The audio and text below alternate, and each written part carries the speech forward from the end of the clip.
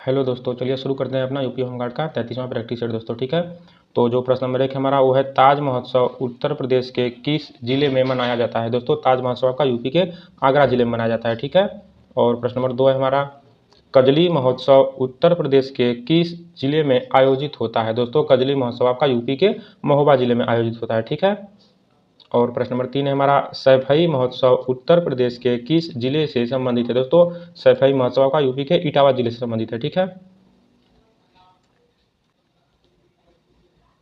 प्रश्न नंबर 4 है हमारा त्रिवेणी महोत्सव उत्तर प्रदेश में कहाँ मनाया जाता है। दोस्तों त्रिवेणी महोत्सव का उत्तर प्रदेश में प्रयागराज में मनाया जाता है। ठीक है, और प्रश्न नंबर 5 है कंपिल महोत्सव कहाँ आयोजित होता है। दोस्तों कंपिल महोत्सव का फर्रुखाबाद में आयोजित होता है। ठीक है, और ये जैन मंदिरों के लिए एक प्रसिद्ध महोत्सव है, तो इसे भी आप लोगों को ध्यान रखना है।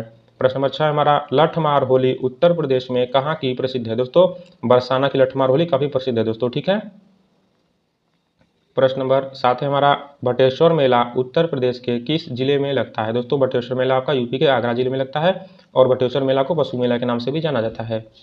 प्रश्न नंबर 8 है हमारा गंगा महोत्सव का आयोजन उत्तर प्रदेश के किस शहर में होता है। दोस्तों गंगा महोत्सव का आयोजन यूपी के वाराणसी जिले में होता है। ठीक है, और प्रश्न नंबर 9 है हमारा सुलहकुल महोत्सव कहाँ मनाया जाता है। दोस्तों सुलहकुल महोत्सव आपका आगरा में मनाया जाता है, और यह हिंदू मुस्लिम एकता का प्रतीक होता है दोस्तों। ठीक है, प्रश्न नंबर 10 है हमारा आयुर्वेद महोत्सव उत्तर प्रदेश के किस जिले में मनाया जाता है। दोस्तों आयुर्वेद महोत्सव आपका यूपी के झांसी जिले में मनाया जाता है। ठीक है, प्रश्न नंबर 11 है हमारा मुद्रा राक्षस पुस्तक के लेखक कौन है। दोस्तों मुद्रा राक्षस पुस्तक के लेखक विशाख दत्त जी हैं दोस्तों। ठीक है, और प्रश्न नंबर 12 है हमारा राजतरंगिणी किसने लिखी थी। दोस्तों कल्हड़ जी ने राजतरंगिणी लिखी थी दोस्तों। ठीक है, और ये कश्मीर के इतिहास के बारे में इसमें लिखा गया है। प्रश्न नंबर 13 दोस्तों हमारा इंडिका पुस्तक के लेखक कौन थे। दोस्तों मेगस्थनी जी इंडिका पुस्तक के लेखक थे। ठीक है, और प्रश्न नंबर 14 है हर्षचरित और कादम्बरी किसकी रचनाएं हैं। दोस्तों हर्षचरित और कादम्बरी आपकी बाणभट्ट जी की रचनाएं हैं। प्रश्न नंबर 15 है हमारा अकबरनामा और आईने अकबरी किसने लिखी थी। दोस्तों अबुल फजल जी ने अकबरनामा और आईने अकबरी लिखा था दोस्तों। ठीक है, प्रश्न नंबर 16 है शाहनामा के लेखक कौन है। दोस्तों फिरदौसी जी शाहनामा के लेखक हैं। ठीक है, प्रश्न नंबर 17 है हमारा बाबरनामा किस भाषा में लिखी गई थी। दोस्तों बाबरनामा आपका तुर्की भाषा में लिखी गई थी दोस्तों। ठीक है, और यह स्वयं बाबर द्वारा लिखी गई थी।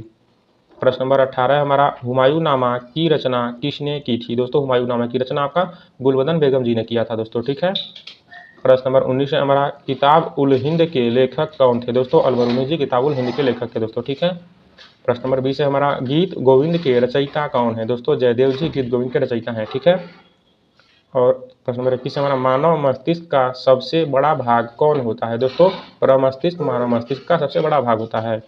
प्रश्न नंबर 22 है शरीर का संतुलन बनाए रखने के लिए मस्तिष्क का कौन सा भाग जिम्मेदार है। दोस्तों अनुमस्तिष्क आपका शरीर का संतुलन बनाए रखने के जिम्मेदार होता है। ठीक है, इंग्लिश में इसे सेरिबेलम कहा जाता है। प्रश्न नंबर 23 है भूख प्यास और तापमान का केंद्र मस्तिष्क के किस भाग में होता है। दोस्तों भूख प्यास और तापमान का केंद्र आपका हाइपोथैलेमस में होता है। प्रश्न नंबर 24 है हमारा मानव मस्तिष्क का औसत वजन कितना होता है। दोस्तों मानव मस्तिष्क का औसत वजन 1300 से 1400 ग्राम होता है। और प्रश्न नंबर 25 है हमारा मेड्यूला ऑब्लांगेटा शरीर की किन क्रियाओं को नियंत्रित करता है। दोस्तों मेड्यूला ऑब्लांगेटा आपका शरीर की अनैच्छिक क्रियाओं को नियंत्रित करता है। ठीक है, अनैच्छिक क्रिया जैसे हृदय की धड़कन और श्वसन ये सब अनैच्छिक क्रियाएं होती हैं। प्रश्न नंबर 26 है हमारा मस्तिष्क की सुरक्षा के लिए उसके ऊपर कौन सी झिल्ली पाई जाती है। दोस्तों मस्तिष्क की सुरक्षा के लिए उसके ऊपर मेनिंजेस झिल्ली पाई जाती है। ठीक है, यह बाह्य आघातों से मस्तिष्क की सुरक्षा करता है। और प्रश्न नंबर 27 है ईईजी का प्रयोग किसकी गतिविधि दर्ज करने के लिए किया जाता है। दोस्तों ईईजी का उपयोग आपका मस्तिष्क की गतिविधि को दर्ज करने के लिए किया जाता है, और इंग्लिश में इसका नाम इंसेफेलोग्राम होता है। ठीक है, प्रश्न नंबर 28 है हमारा मनुष्य की बुद्धि और चतुराई का केंद्र किसे माना जाता है। दोस्तों मनुष्य की बुद्धि और चतुराई का केंद्र आपका सेरिब्रम को माना जाता है। प्रश्न नंबर 29 है हमारा रीढ़ की हड्डी मस्तिष्क के किस भाग से जुड़ी होती है। दोस्तों रीढ़ की हड्डी आपका मस्तिष्क के मेड्यूला से जुड़ा होता है। ठीक है, प्रश्न नंबर 30 है हमारा मानव शरीर की मास्टर ग्रंथि मस्तिष्क के किस भाग के पास होती है। दोस्तों मानव शरीर की जो मास्टर ग्रंथि है ये आपका हाइपोथैलेमस के नीचे होता है दोस्तों। ठीक है, और पिट्यूटरी ग्रंथि को मास्टर ग्रंथि कहते हैं दोस्तों, इसे भी ध्यान रखिएगा। प्रश्न नंबर 31 है हमारा भारत में सोने की खाने मुख्य रूप से कहाँ स्थित है। दोस्तों भारत में सोने की खाने मुख्य रूप से कर्नाटक में स्थित है दोस्तों। ठीक है, और कोलार में आपका कोलार गोल्डफील्ड आपका सोने की एक मुख्य खदान है भारत की। प्रश्न नंबर 32 है दोस्तों हमारा खेतड़ी किस खनिज के उत्पादन के लिए प्रसिद्ध है। दोस्तों खेतड़ी आपका तांबा उत्पादन के लिए प्रसिद्ध है दोस्तों। ठीक है, प्रश्न नंबर 33 है हमारा, पन्ना की खानें किसके लिए जानी जाती हैं? दोस्तों पन्ना की खानें आपका हीरा उत्पादन के लिए जानी जाती हैं दोस्तों, ठीक है। प्रश्न नंबर 34 है हमारा, भारत में अभ्रक का सबसे बड़ा उत्पादक राज्य कौन सा है? दोस्तों आंध्र प्रदेश राज्य आपका भारत का अभ्रक उत्पादन में सबसे बड़ा राज्य है। प्रश्न नंबर 35 है, जादूगोड़ा की खानें किस खनिज के लिए प्रसिद्ध हैं? दोस्तों जादूगोड़ा की खानें आपका यूरेनियम उत्पादन के लिए प्रसिद्ध है दोस्तों, ठीक है। प्रश्न नंबर 36 है हमारा, झरिया किसके उत्पादन के लिए प्रसिद्ध है? दोस्तों झरिया आपका कोयला उत्पादन के लिए प्रसिद्ध है दोस्तों, ठीक है। प्रश्न नंबर 37 है हमारा, भारत में कच्चे तेल का सबसे पुराना कुआं कहाँ है? दोस्तों असम के डिगबोई में आपका जो है कि कच्चे तेल का सबसे पुराना कुआं है भारत में। प्रश्न नंबर 38 है, अंकलेश्वर तेल क्षेत्र किस राज्य में स्थित है? दोस्तों गुजरात में आपका अंकलेश्वर तेल क्षेत्र स्थित है। प्रश्न नंबर 39 है हमारा, कोलाबा मुंबई किसके लिए प्रसिद्ध है? दोस्तों कोलाबा आपका समुद्री मछली पकड़ने और अनुसंधान के लिए प्रसिद्ध है दोस्तों, ठीक है। प्रश्न नंबर 40 है हमारा, भारत में लिग्नाइट कोयले का सर्वाधिक भंडार कहाँ है? दोस्तों भारत में लिग्नाइट कोयले का सर्वाधिक भंडार तमिलनाडु में है दोस्तों, ठीक है। प्रश्न नंबर 41 है, होमगार्ड स्वयंसेवकों को ड्यूटी के दौरान आई कार्ड कहाँ रखना चाहिए? दोस्तों ड्यूटी के दौरान आई कार्ड को अपनी जेब में या फिर गले में लटका कर रखना चाहिए दोस्तों, ठीक है, ताकि कोई सीनियर अधिकारी आए तो उसे मांगने पर तुरंत दिखाया जा सके। और प्रश्न नंबर 42 है, क्या होमगार्ड स्वयंसेवक किसी व्यक्ति को बिना पुलिस की मौजूदगी के गिरफ्तार कर सकते हैं? तो देखिए बिना उसे उन्हें गिरफ्तार करने का अधिकार नहीं होता है, लेकिन केवल तब जब कोई व्यक्ति गंभीर और गैर जमानती अपराध उनकी आंखों के सामने कर रहा हो, ठीक है, तो उस समय उन्हें पकड़ करके रख सकता है और पुलिस के आने पर उन्हें सौंप सकता है। और प्रश्न नंबर 43 है, धारा 151 का प्रयोग पुलिस कब करती है? दोस्तों किसी संज्ञेय अपराध को होने से रोकने के लिए धारा 151 का उपयोग किया जाता है। प्रश्न नंबर 44 है, लवारिश शव का पंचनामा कौन भरता है? दोस्तों पुलिस अधिकारी आपका लवारिश शव का पंचनामा भरते हैं और होमगार्ड उसमें सहायता करते हैं। प्रश्न नंबर 45 है, होमगार्ड स्वयंसेवक के लिए वर्दी का क्या महत्व है? दोस्तों अधिकार, अनुशासन और जिम्मेदारी का प्रतीक होता है। प्रश्न नंबर 46 है, अग्नि सुरक्षा में स्टारवेशन का क्या अर्थ है? दोस्तों अग्नि सुरक्षा में स्टारवेशन का अर्थ ये होता है कि आग से ईंधन को हटा देना दोस्तों, ठीक है। किसी भी पदार्थ में जो है कि मतलब कि आग लगाने के लिए 3 चीज़ जरूरी होती हैं, फ्यूल, ऑक्सीजन और हीट, ठीक है। तो यदि आप फ्यूल को हटा देते हैं आग में से तो आग बुझ जाएगा आपका, ठीक है, और उसे ही स्टारवेशन कहते हैं। प्रश्न नंबर 47 है, ड्यूटी पर तैनात होमगार्ड को अफवाह फैलने पर क्या करना चाहिए? दोस्तों उस समय घबराना नहीं चाहिए और तुरंत उच्च अधिकारियों को सही जानकारी देनी चाहिए, ठीक है।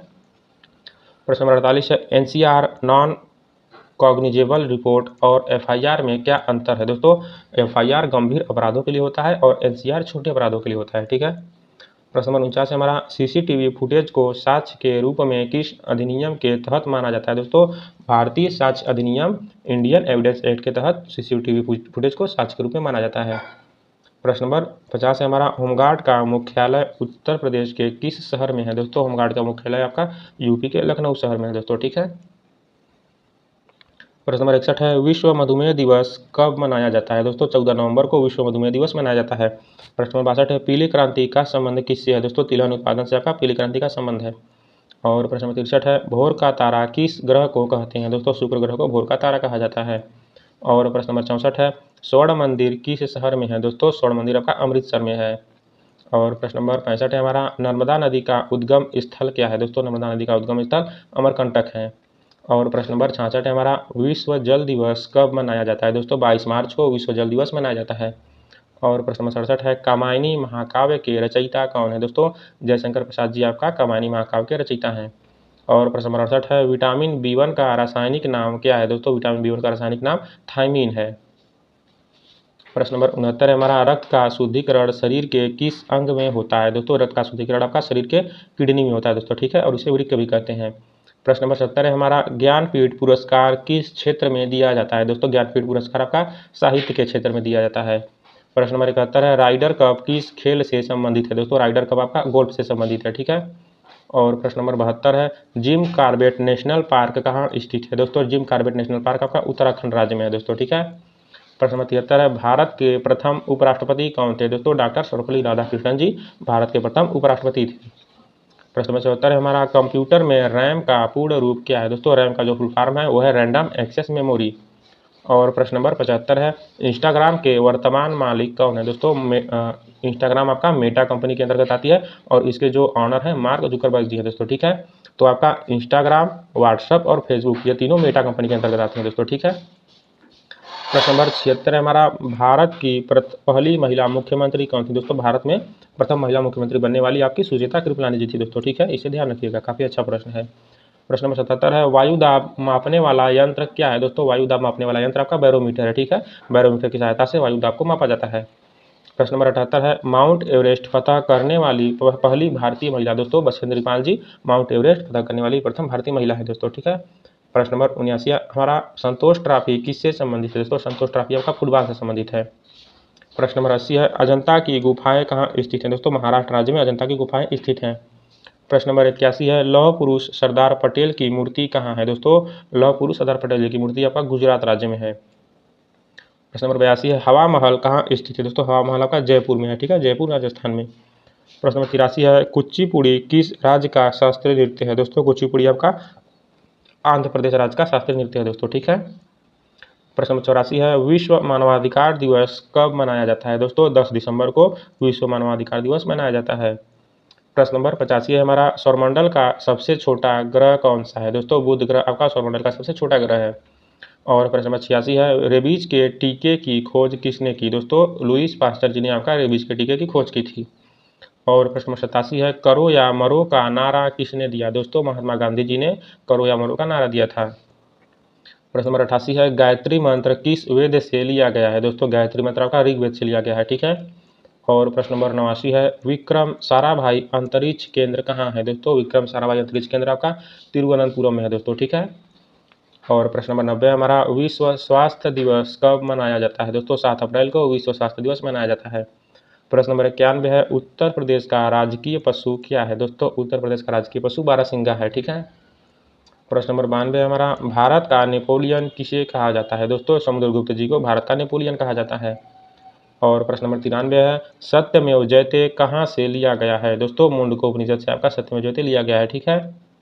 और प्रश्न नंबर 94 हमारा, लाल क्रांति किससे संबंधित है दोस्तों? मांस और टमाटर के उत्पादन से आपका लाल क्रांति संबंधित है। प्रश्न नंबर 95 है, भारत का सबसे छोटा राज्य क्षेत्रफल के आधार पर कौन सा है दोस्तों? गोवा आपका भारत का सबसे छोटा राज्य है क्षेत्रफल के आधार पर। और प्रश्न नंबर 96 हमारा, सीपीयू का पूरा नाम क्या है दोस्तों? सीपीयू का पूरा नाम सेंट्रल प्रोसेसिंग यूनिट होता है, ठीक है। प्रश्न नंबर 97 हमारा, विटामिन सी की कमी से कौन सा रोग होता है दोस्तों? विटामिन सी की कमी से स्कर्वी रोग होता है। और प्रश्न नंबर 98 हमारा, वंदे मातरम गीत किसने लिखा दोस्तों? बंकिम चंद्र चटर्जी जी ने वंदे मातरम लिखा था दोस्तों, ठीक है। प्रश्न नंबर 99 हमारा, भाखड़ा नांगलबाद किस नदी पर है दोस्तों? भाखड़ा नांगलबाद आपका सतलज नदी पर है दोस्तों, ठीक है। और हमारा जो आखिरी प्रश्न है आज का, वो है, भारत रत्न की शुरुआत कब हुई दोस्तों? 1954 ईस्वी में भारत रत्न की शुरुआत हुई दोस्तों, ठीक है। तो ये हो गया दोस्तों हमारा यूपी होमगार्ड का 33वां प्रैक्टिस सेट दोस्तों, ठीक है। तो यदि वीडियो देखने के लिए धन्यवाद, और यदि आप मेरे चैनल पर नए हैं तो मेरे चैनल को सब्सक्राइब कर दीजिए। और यदि कोई आपका फ्रेंड हो या फिर कोई रिलेशन का हो जो कि यूपी होमगार्ड का फॉर्म भरा हो और इसकी तैयारी कर रहा हो, तो ये वीडियो आप उसको शेयर कर दीजिए, ठीक है, ताकि उसे भी यूपी होमगार्ड का मतलब कि इस प्रैक्टिस सेट का लाभ मिल जाए, ठीक है। तो चैनल के साथ जुड़े रहिए और रोज़ आपको ऐसे ही अच्छे अच्छे प्रैक्टिस सेट मिलते रहेंगे। तो आज के लिए बस इतना ही, कल फिर मिलेंगे और भी अच्छे अच्छे क्वेश्चन के साथ दोस्तों, ठीक है। तो नमस्कार तब तक के लिए।